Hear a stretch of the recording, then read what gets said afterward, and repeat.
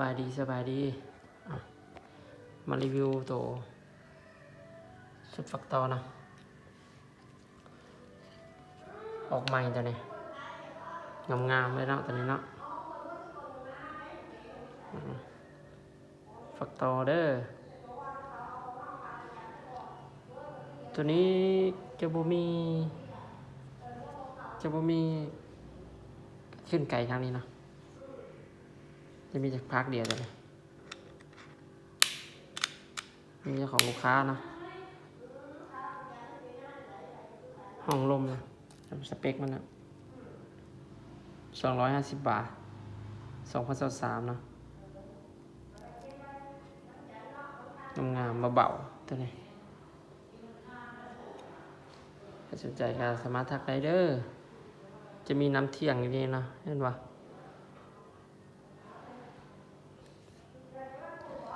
แล้วก็เนียนปั๊บเราซ่อนอยู่นี่นะตับอยู่นี่เลยแล้วก็ปั๊บเราซ่อนอยู่หลังก็มีนะ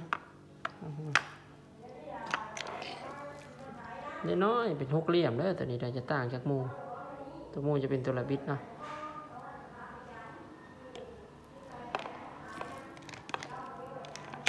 ถ่ายคนเดียวจับคนเดียวจะยากแน่ ผมมีเวลาหลายตัวนี้ก็จะเป็นโม้มันนะโม้ก็เป็นโม้ล็อกได้นะโม้ตัวนี้ได้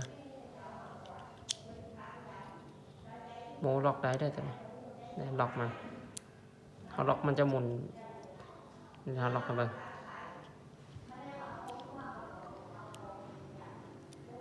ล็อกยากนะ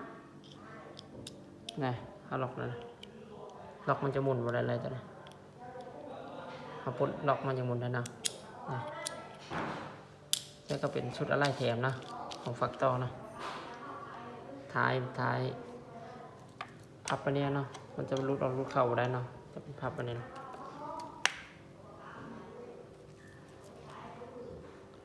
ถ้าสนใจทักได้เด้อ